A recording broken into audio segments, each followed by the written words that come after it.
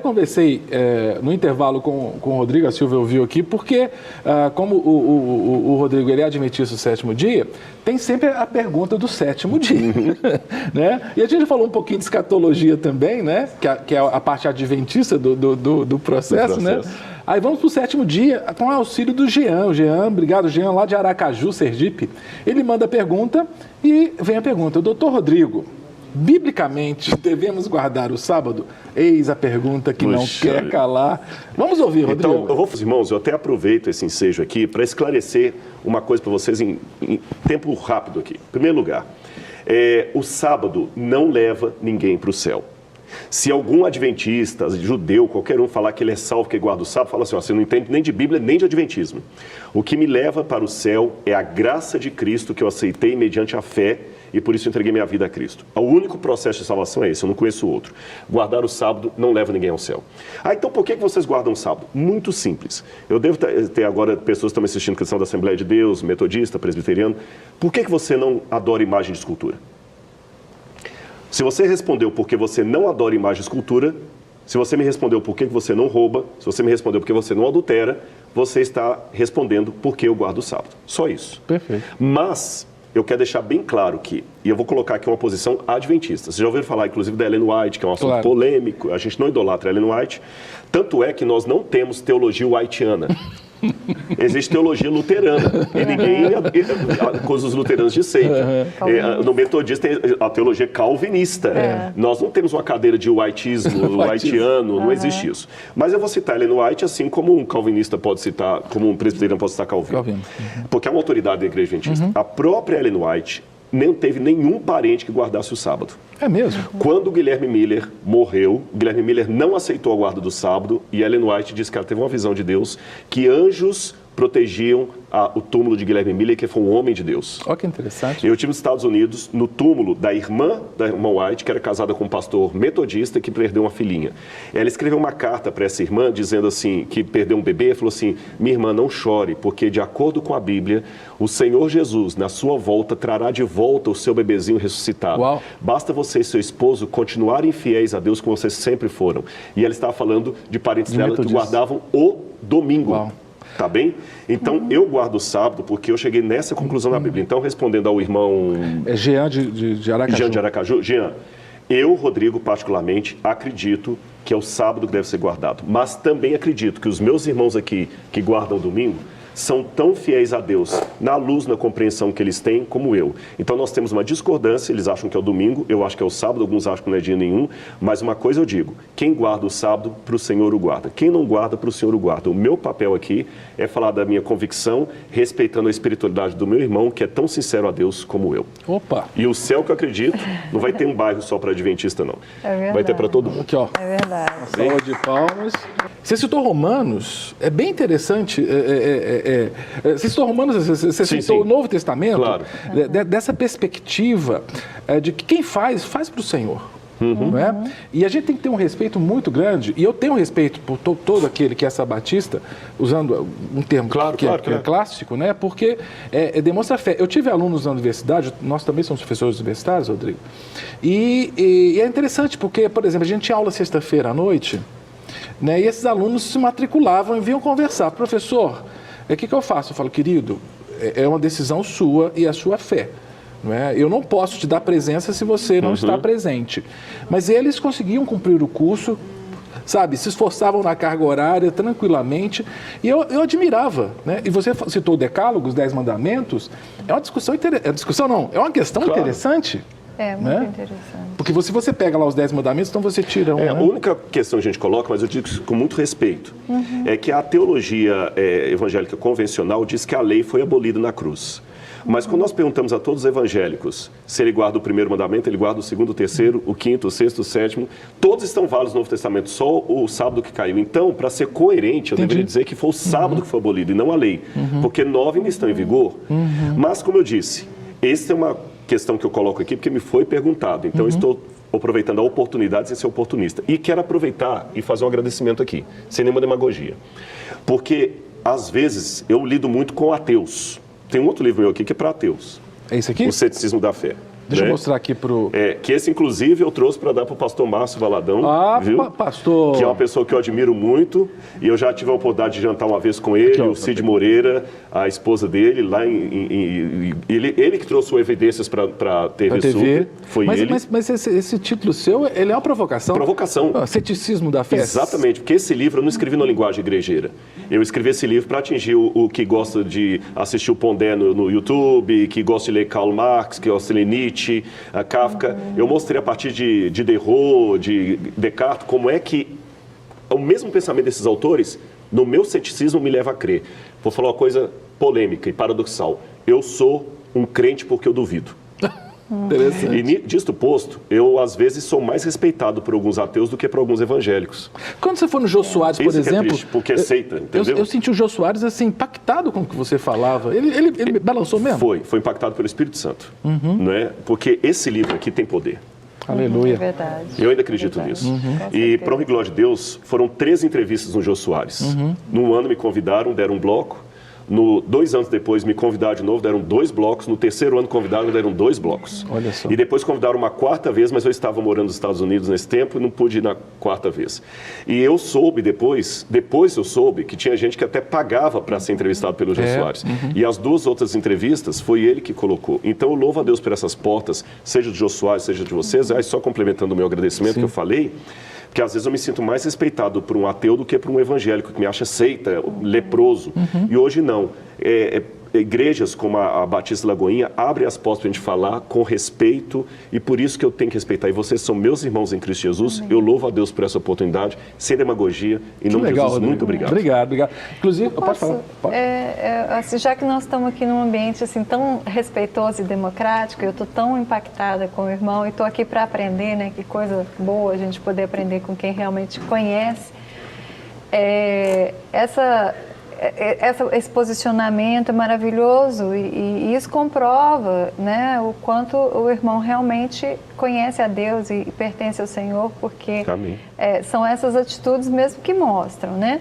E como o irmão colocou assim, a maneira que ele interpreta, eu estou me sentindo na liberdade de falar como eu penso, né? Com todo respeito também, entendendo que as diversidades, elas acontecem dentro da igreja de Cristo, né? A gente não tem discordância só com quem não é da igreja, mas dentro da igreja nós temos várias discordâncias. Do corpo de Cristo, né? Dentro do corpo de Cristo. E é normal, porque a Bíblia fala que em parte conhecemos. Quando vier o que é perfeito, aí nós vamos saber na totalidade, mas nós só sabemos em parte, então nós não temos como saber tudo, então o nosso conhecimento dele sempre vai ser limitado, por maior que seja, né?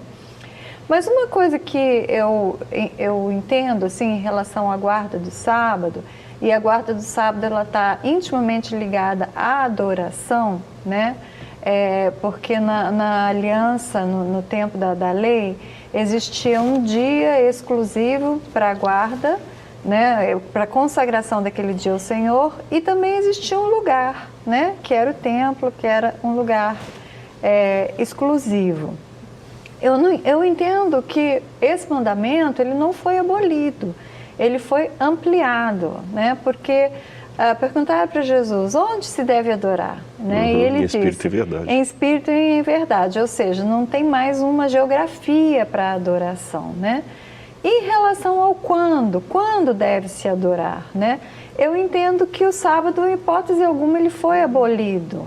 Eu entendo que os demais dias foram levantados, porque se o sábado era o dia de adoração e consagração a Deus, em Cristo Jesus, com a presença do Espírito Santo morando em nós, a segunda também é a terça, a quarta, a quinta, a sexta e o domingo.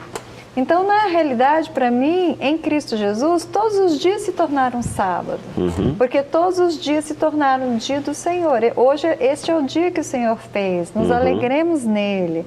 Então, eu entendo que Cristo trouxe a plenitude da lei, né? Então, não creio que a gente tem que abolir. Às vezes meus alunos perguntam, é certo guardar o sábado? Eu falo, claro que é.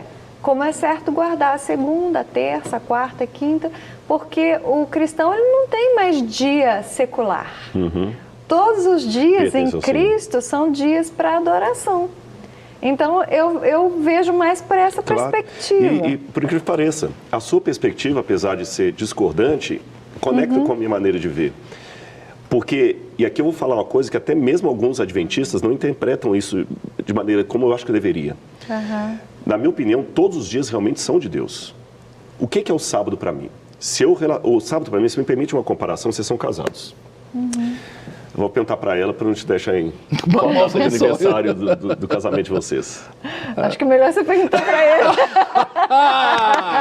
Silvia Maria, você sabe, pelo amor de Deus. Não, mas eu sei, é 7 de novembro. 7 de novembro. Ufa! Vamos colocar da seguinte maneira. Vocês não se amam só no dia 7 de novembro. Claro que não. Vocês se amam todos os dias. Vocês se relacionam todos os dias. Mas no dia 7 de novembro é um dia especial. Por que o 7 de novembro é um dia especial? Porque vocês se amam tanto nos 364 dias restantes do ano, que quando chega o 7 de novembro, vocês têm um momento para celebrar, para comemorar. Não um dia para lamentar, um dia para comemorar. Sim. Na minha visão, pegando um viés da sua ótica, para tentar harmonizar as duas visões, o sábado é uma comemoração do casamento que eu tenho com Cristo nos outros 6 dias da semana. Eu me relaciono com ele no domingo, segunda, terça, quarta, quinta e sexta. Quando chega no sábado, eu celebro como no 7 de novembro vocês celebram. E assim como no 7 de novembro é um dia que você tem uma situação especial, talvez vocês vão jantar fora, chamar os amigos, fazer bodas, aquela coisa, no sábado também é uma celebração especial. Porém, na minha teologia, todos os dias são dias do Senhor. Segunda, terça, quarta dia. O sábado é o aniversário de casamento, se eu posso fazer a paráfrase aqui, do que aconteceu. Agora, se eu não me relaciono, isso aqui é até um puxão de orelha para os adventistas que estão me ouvindo. Se eu não me relaciono com Jesus, domingo, segunda, terça, quarta, quinta e sexta, no sábado eu não tenho que comemorar. Eu posso até guardar o sábado, mas aí não vai ser como fruto da minha relação com Jesus, não é legalismo. Aí eu estou guardando por legalismo, por qualquer razão, menos que seja a razão da graça. É só tentando uma ponte, uma harmonização. Ótimo. Tranquilo? Bom, queridos, eu vou deixar os dois conversar aqui, estou só observando aqui. Mas a data do aniversário... Que medo, rapaz, deu medo aqui dela esquecer desse negócio. Mas eu estou muito feliz, inclusive, mandar um grande abraço para o pastor Cláudio. Cláudio Irli. Como é que é o sobrenome dele? Cláudio Irli. Cláudio, lembra do Cláudio? Que Lembro, sim, claro. eu estou junto. Estive com ele ontem, inclusive. Gente muito boa, nossa, viu? Foi quase ano 2000, já faz 18 anos isso. Né? Vou E falar... o pastor Johnny também era o nosso vizinho. Ah, não me aperta não, porque eram começou. dois pastores O vizinho do lado não lembra agora. John ou Johnny, Eu tive um Johnny, aluno meu, que foi... maravilhoso. Que ótimo, dois viu? vizinhos maravilhosos. Coloca um print aí de uma matéria do El País. Eu achei interessante, Silvia e Rodrigo, porque eu estava lendo essa matéria do El País, do Caderno Cultura. E o que eu tenho percebido é que as mídias, não só do Brasil, mas as mídias do mundo inteiro, elas têm uma tendência a ver as escrituras sagradas, o texto bíblico, como mitologia, como alegorias, como fantasias, como lendas. E nessa matéria fala do fim do mito do reino de Davi. Está dizendo ali de construções lá em Jerusalém que ampliam a área de Jerusalém, dizendo que eles usam a expressão de que o reino de Davi foi uma fantasia, um mito, como se não houvesse isso. Com certeza, você tem conhecimento em loco, eu já vi filmagens suas lá em Israel, em Jerusalém. Como é que é essa questão ali? Como é que o israelense vê essa questão de Davi? Eles entendem que Davi foi um personagem histórico ou não? É lenda? Como é que é isso? Bom, na verdade, falar do israelense ou do judeu de modo geral já é um pouco complicado, porque desde os tempos bíblicos o judaísmo não é um grupo monolítico. Há vários setores. Você sabe que hoje no mundo existem cerca de 14 milhões de judeus. Sabe quantos tipos de judaísmo existem? 14 milhões. Cada judeu. Então, o que acontece? Você tem o judeu ultra-ortodoxo, que tem uma ideia literalista da Bíblia, tem o judeu da Cabala, que tem uma ideia da Bíblia até voltada para o misticismo, para o espiritismo, e tem o israelense secularizado, que acredita que tudo é um mito, que não aconteceu nada daquilo, tem o acadêmico que acredita, ou seja, tem variadas formas. Essa ruptura, até aí eu posso dialogar bem com a pastora Silvia, começa na história, porque a história é anterior como ciência à arqueologia. A arqueologia é uma ciência nova, século XIX para cá. E quando a arqueologia começou no histórico-culturalismo, ela começou justamente de mãos dadas com os historiadores. Os historiadores avaliavam muito a fonte histórica escrita, Isso. e os arqueólogos também. Porém, quando surgiu a nova arqueologia, ou o processualismo nos Estados Unidos, ela rompeu com os historiadores. Tanto é que até hoje, é curioso, se você estudar arqueologia na Europa, você vai ser umbicado no departamento de História. Se for para os Estados Unidos, departamento de Antropologia ou Sociologia. Olha. Então, essa escola americana, que bebeu muito em fontes de autores da Dinamarca, Alemanha, toda essa questão aí, especialmente a Dinamarca, Copenhagen, essa escola via o seguinte, uma ruptura entre o texto e o artefato. Eles acreditavam que o texto é vendido, que é político, e que o artefato que vai me dar a história é real.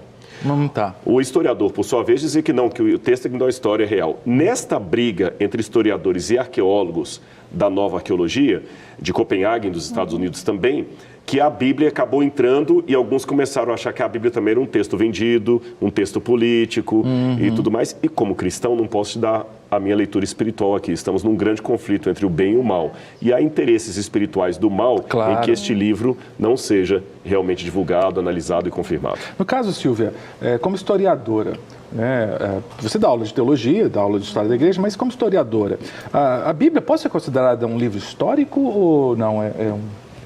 É um texto literário livre? Como é que é isso? Com certeza a Bíblia é um livro histórico e fidedigno, né?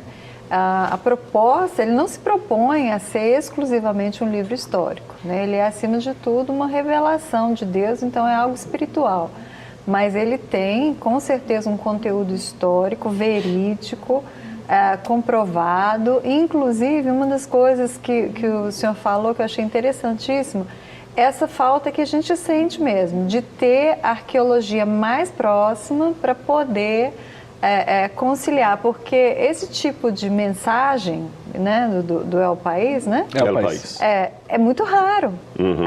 Como se a arqueologia, em relação às descobertas bíblicas, é como se ela fosse abafada. E quando você estuda, você sente uma necessidade tremenda de ter um embasamento da arqueologia, de ter uma comprovação. E é muito difícil você encontrar um material, encontrar algo que te dê uma comprovação. A gente sabe que existe. Só que, às vezes, meus alunos falam assim comigo, professora, passa as fontes. Eu falo, quem dera eu tivesse as fontes. Tem uma fonte aqui. Eu queria ter a fonte. Eu tenho uma fonte aqui. Eu tô olhando eu vou mostrar para quem aqui? Para Para dois, para um aqui? Me fala no ponto aqui, ó. Vou mostrar para a Jéssica aqui. Olha, deixa eu ver aqui, ó. Aqui, ó. Mas dá para o Fininho. Fininho que é Fininho. Pega aqui, que esse livro aqui, olha que legal, é do Rodrigo. Opa, deixa eu virar. Rodrigo, Escavando a Verdade. Gostei do Escavando ali, quer dizer, bem arqueológico. Bem arqueológico. Esse foi um livro que eu escrevi de arqueologia, um livro mais popular, mais simples, mas ele tem uma bibliografia da área acadêmica. E até quando eu escrevi esse livro, eu me lembro de uma coisa que a professora está falando aí, da questão de onde é que estão essas confirmações. O arqueólogo, ele tem que trabalhar com fragmentos de história. Aquela versão do Indiana Jones ou do filme A Múmia, que o sujeito entra lá, tá a cadeira, ainda com o esqueleto ali sentado, ele pega e move, uma pedra sai rolando e começa a cair o templo. Não existe isso na prática. Nós estamos falando de milhares de anos, vários séculos, então é sobreposição de camadas, terremoto, guerra, ação do tempo. Nós trabalhamos com fragmento de história. Então a questão não é se eu tenho um achado arqueológico para cada parte da Bíblia. A questão é, o pouco que se achou, confirma aquela história ou desmente? Porque se eu for olhar a rigor, nós não temos nenhuma comprovação arqueológica da presença de Alexandre o Grande na Índia. Interessante. É verdade. As biografias mais antigas de Alexandre o Grande são datadas de 300 anos depois da morte dele. Pitágoras, nós não temos nenhuma comprovação histórica ou arqueológica da existência de Pitágoras. E até hoje os matemáticos falam de Pitágoras. Então, quer dizer... Não tem nenhum rascunho do teorema nada, lá? Não tem nada. Pelo contrário, nós temos os egípcios usando o teorema de Pitágoras, pelo menos por volta de 1500 a.C. O mesmo teorema. E não se tem fragmentos que apontam para um sujeito chamado Pitágoras, muito tardios. Não temos nenhuma evidência histórica da existência de Pitágoras, de Sócrates, de Platão. Não temos nenhuma comprovação assim, bateu, a arqueologia achou. Agora ninguém duvida Questiona. da existência dele, mas Jesus duvida. Então nós temos realmente fragmentos de história. Mas não é só para a arqueologia bíblica. Se eu trabalhar com a arqueologia da Grécia, a arqueologia romana, a arqueologia egípcia, também são fragmentos em relação ao que eles produziram. Silvio, Rodrigo, a gente tem algumas perguntas. Coloca na tela, produção, a primeira pergunta aí, para a gente aproveitar aqui, historiador, arqueólogo, né? Coloca na tela a primeira pergunta. Ah, tá. Silvio, eu vou jogar para o Rodrigo essa aqui. Com certeza. Porque isso com tem certeza. incomodado muitas pessoas, Rodrigo. Já temos visto até fotos né, aéreas. Há evidências arqueológicas da Arca de Noé. Dizem né, que lá no Monte Ararat tem lá fragmentos e tudo. A gente não sabe se isso é mito, se é verdade. Você que é arqueólogo, você é da área, né? Tem alguma evidência ou não? Na verdade, e por coincidência, eu cheguei da Turquia segunda-feira. Ah, que legal. E eu estava conversando isso com o pessoal turco lá no domingo, quer dizer, agora recente, né? Porque o Ararat fica na Turquia, por isso que eu mencionei a Turquia. Nós temos, eu cataloguei, até pouco tempo atrás, 48 supostos achados da Arca de Noé. E posso dizer que 100% desses aí são falsos ou inconclusos. Por exemplo, André Parrot descobriu um pedaço de madeira lá na coisa e falou, madeira da arca. Não tem nada a ver isso aí. Seria uma coisa de eu falar do pastor Márcio Valadão e eu encontrar aqui uma caneta aqui no estúdio e falar assim, essa caneta foi do pastor Márcio. Gente, uma caneta. Daí a prova que o pastor Márcio teve aqui, porque tem uma caneta que foi dele, mas tem o nome dele na caneta, não tem esse pedaço de madeira. E foi datado depois por carbono 14, que era madeira da Idade Média. Tá certo? Teve o Ron Wyatt, que disse que encontrou a arca fossilizada. Isso tudo é mito. Mito. Tanto é que em inglês eles têm até uma piadinha que tem archaeology, de arqueologia, e ark, com K de arca, archaeology, fazer um trocadilho. Nós temos, sim, muitas evidências de um dilúvio global. Se você conversar com um geólogo, mesmo um geólogo que não acredita na Bíblia, ele vai dar aspectos para você que indica que o mundo um dia foi completamente inundado por água, por tsunamis, por violência. Os próprios dinossauros morreram numa catástrofe de um impacto de um meteoro que causou uma catástrofe mundial. Você tem, aqui em Minas Gerais, você tem fósseis de conchas. Minas Gerais já esteve debaixo do mar, a Gruta da Lapinha debaixo d'água. Exatamente. Então, eu não tenho uma prova da Arca de Noé lá, mas eu tenho muitas evidências de um dilúvio global, como a Bíblia apresenta que aconteceu. Eu sempre brinco com os meus alunos, eles falam, professora, tem provas científicas do dilúvio? Eu falei, do dilúvio não, mas tem de uma hecatombe hidráulica. Isso tem, né? Claro. É que muita gente, muitos cientistas aceitam que o mundo passou por uma hecatombe hidráulica, mas não pode falar a palavra dilúvio. Né? Esquece a palavra dilúvio. Então, é interessante. Esse semestre eu vou ministrar de novo o Panorama do Velho Testamento e com certeza eu vou indicar esse livro. Então, esse aí já é o seu, como viu? uma ferramenta. Esse aí é o seu. Rodrigo, mas é pro apresentador que traz presente. Mas vai ser que... A gente é casado. A gente abençoa a esposa aí. Agora, esse é o seu, viu? Essa questão é interessante, por exemplo, do dilúvio, né, da Arca de Noé. Eu lembro quando eu fiz história, isso foi foi 1981. Na aula de história antiga, falavam da epopeia de Gilgamesh, ou Gilgamesh. Eu achava legal aquele negócio, e falava daquele negócio da Babilônia, e falava de um evento planetário de chuva torrencial. E é engraçado que os historiadores aceitam a epopeia de Gilgamesh ou Gilgamesh, mas existem ao dilúvio, né? O curioso é o seguinte, às vezes alguns céticos são como passarinho, você dá tiro num galho e eles pulam para o outro. Antes da descoberta desses tabletes, aí não só o Gilgamesh, você tem o épico do Atrahasis, o Tnapshtim, todos contam versões do dilúvio, inclusive um agora... Recentemente, há 2 meses, foi traduzido um novo tablete que estava no porão do Museu Britânico e que encontraram, inclusive, a palavra sar em acadiano ali no tablete, que diz que os animais entravam na arca de par em par. Olha só. Isso é inédito. Até o achado desses tabletes diziam que a história do dilúvio era uma invenção do autor bíblico. Quando a arqueologia mostrou isso, que é uma história que se espalhou por todo lado, agora eles mudaram. Não é uma invenção bíblica, mas a Bíblia plagiou. Exatamente. E não faz sentido dizer que a Bíblia plagiou, porque quando você compara os mitos da antiguidade e procura estabelecer a relação entre eles, geralmente o que plagia é mais complexo e mais detalhado do que o original. E a Bíblia, ela é tremendamente mais simplificada que os originais. A impressão que passa está em duas hipóteses. Letra A, que Moisés, o autor do Gênesis, nunca entrou em contato com esse material e que a semelhança entre os dois é apenas porque eles estão falando do mesmo evento histórico. Por exemplo, eu posso falar aqui, contar a história já que você falou do Galo, eu posso falar a história do Reinaldo, que era jogador do Atlético. E aí, vamos supor que eu menciono o Reinaldo no programa Evidências. E por coincidência aqui na TV Super, a Rede Super, você também fale do Reinaldo. Quem copiou quem? Ninguém. É porque nós dois estamos referência. Então, pode ser que Moisés nunca teve contato com isso, ele apenas teve uma revelação de Deus, de coisa que realmente aconteceu. E letra B, que Moisés talvez até tenha tido algum contato com esse material, mas ele escreveu para corrigi-los e não para plagiá-los. Interessante falar de Moisés, porque o pessoal confunde, né, Silvia? Assim, e a Arca de Moisés, né? Fala da Arca de Moisés. Mas tem uma Arca de Moisés, assim, a Arca da Aliança. Alguns dizem, Rodrigo, que a Arca da Aliança está lá no Monte do Templo, lá debaixo do Domo da Rocha, não é isso? Isso, o Domo da Rocha. Tem algum estudo arqueológico sobre isso? Não temos porquê. Inclusive, um dos projetos, eu sou professor também do Moriah Center, que é um instituto ligado com a Universidade Hebraica de Israel. E nós sempre, em novembro, temos o curso de arqueologia lá. E nós inclusive, levamos alunos para escavarem restos do Templo Monte. Mas onde a gente escava as coisas do Templo Monte? Fora do Templo Monte, porque ali é proibido escavar. Se você escava ali, até a Unesco considerou aquela área dos muçulmanos, você vai proclamar a Terceira Guerra Mundial.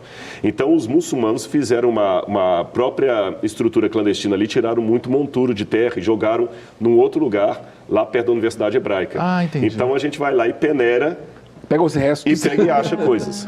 Mas escavar ali não pode. Agora, a arca, ela desaparece no período em que Babilônia invade Jerusalém, 606 a.C. Então, como a arca desaparece ali, nós não sabemos o indício dela. Existem tradições judaicas que dizem que mãos piedosas, possivelmente Jeremias estivesse entre eles, guardaram a arca em algum lugar. Considerando que era um objeto sagrado, ela não deve ter afastado muito de Jerusalém.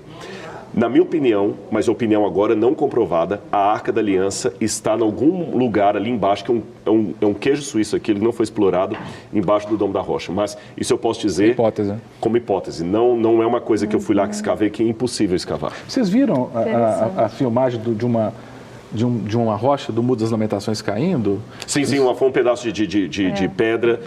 Depois de dois salta do muro. Exatamente, ele caiu, mas não feriu ninguém. Graças a Deus não teve nenhum problema. Vocês acham que essa questão dos 70 anos, inclusive essa semana agora, dia 7 e 8, aqui na Lagoinha, a gente vai ter um evento de comemoração. Você acha que isso é só uma data, Silvia, assim? Ou tem algum valor simbólico e espiritual? A volta de Israel para o seu estado, lá em 48? Bom, tudo isso depende da tua posição escatológica, é verdade. Né?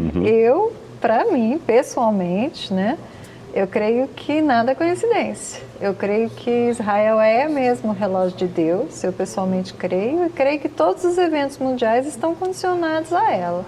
E tudo que acontece ali interfere na história da humanidade toda, sempre. Desde Abraão, desde a chamada de Abraão, Israel foi chamada para atrair a atenção de toda a terra e ela continua atraindo até hoje. É o ponto central, eu creio. Conversar escatologia com o Rodrigo, que é adventista, deve ser tranquilo, porque vocês transitam bem nessa área. Mas eu fico assim, tranquilo, porque a pastora falou a verdade. Nós temos duas linhas hoje, não só adventistas e evangélicos. Mesmo na linha evangélica existe uma divisão. Existem alguns que, como ela bem colocou aí, eu só falei isso mesmo, né?